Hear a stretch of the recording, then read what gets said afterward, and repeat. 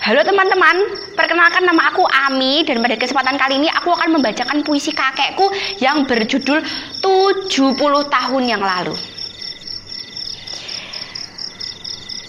70 tahun yang lalu. Tanah adalah surga dan laut adalah nirwana. Dan aku menikmatinya.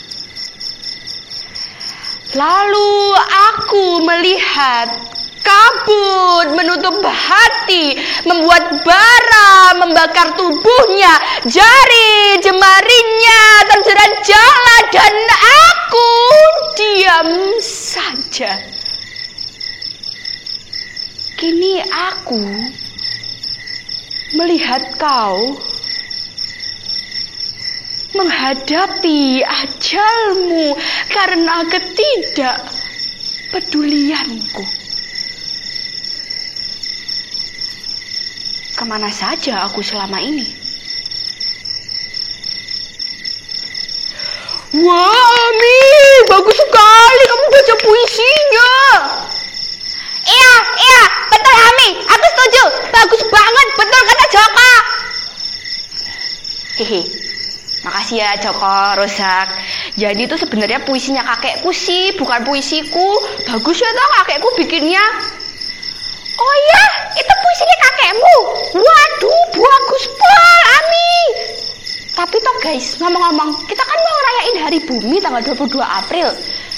Hari Bumi itu apa toh sebenarnya, aku nggak mudeng nih. Jadi, ini kalau menurut aku ya Lel, Hari Bumi itu adalah hari peringatan terhadap pengamatan bumi. Nah, tujuannya itu ya supaya manusia tuh lebih mengapresiasi bumi gitu.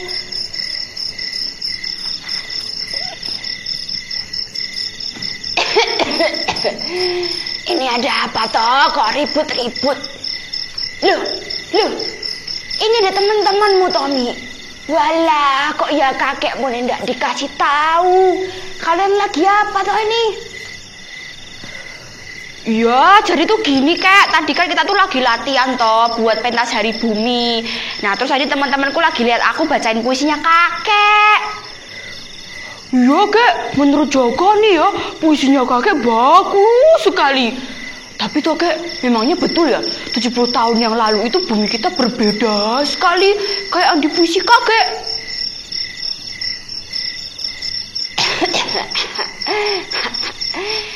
Iya, betul itu Joko.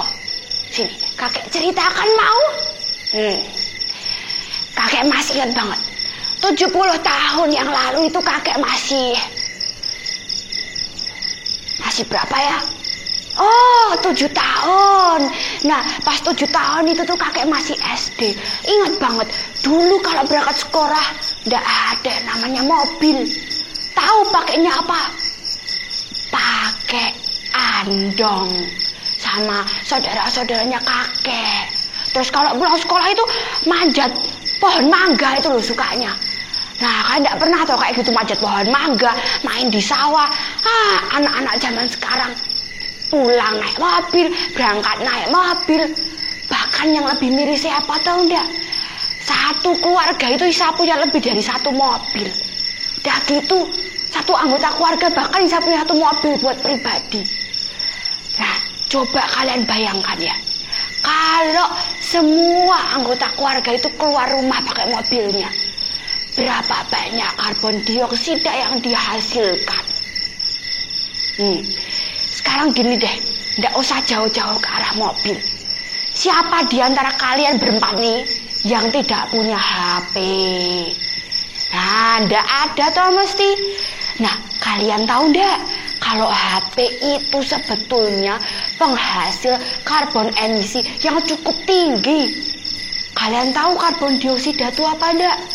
Salah satu gas yang penghasil yang bisa menyebabkan rumah kaca atau nantinya bisa menyebabkan pemanasan global. Karena kalau gas itu tuh ada di seluruh bumi, bumi kita jadi kayak tertutup, panas.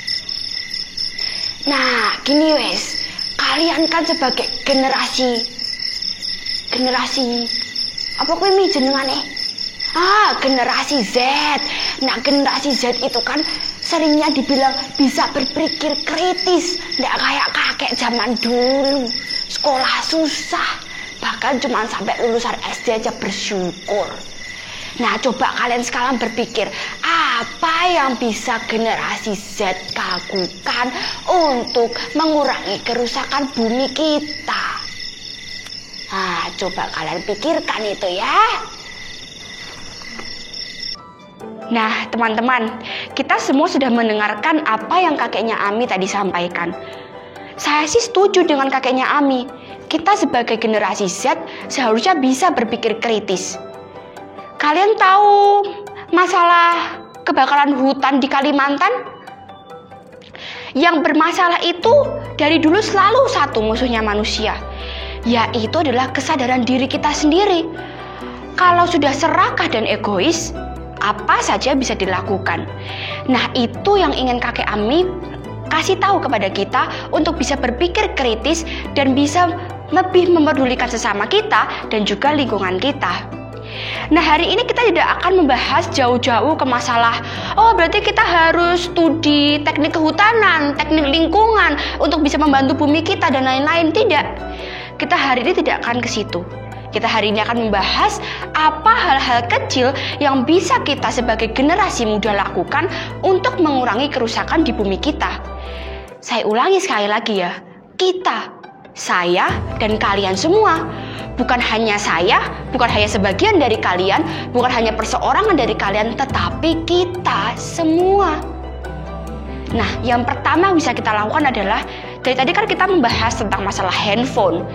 Siapa di sini yang sering sekali mengecas HP overcharge sampai berjam-jam, udah penuh tetap dicas lagi? Nah, kalau ada pertanyaan seperti itu, saya sih pasti akan acungkan tangan paling pertama sih. Saya sering sekali melakukan hal seperti itu, dan pasti di antara kalian juga ada yang sering melakukan itu. Tahukah kalian bahwa menurut McMaster University, karbon dioksida yang dihasilkan oleh handphone itu mencapai 125 megaton. Dan apabila kita mengecas handphone terlalu lama, itu juga akan menghasilkan karbon dioksida. Jadi yang pertama kita bisa lakukan adalah jangan mengecas HP sampai berlama-lama ketika baterainya sudah penuh. Yang kedua, siapa dari kita yang merasa dirinya perfeksionis? Yang kalau salah sedikit, pengennya diulang dari awal. Salah sedikit, ganti. Itu terjadi kalau kita menggunakan kertas. Salah nulis sedikit, banyak tip-nya, banyak coretannya, pengen ngulang dari awal. Itu juga sudah pemborosan kertas. Tidak usah jauh-jauh teman-teman, mari kita bersama mengurangi penggunaan kertas dengan cara menggunakan kertas yang masih bisa dipakai untuk keperluan yang kita butuhkan. Nah, yang ketiga yang bisa kita gunakan juga, yang bisa kita lakukan juga adalah mengurangi penggunaan air. Contohnya gimana? Terus kita harus nggak mandi gitu. Sekarang banyak kan di TikTok, mending daripada aku habisin air, mending aku nggak usah mandi aja sekalian.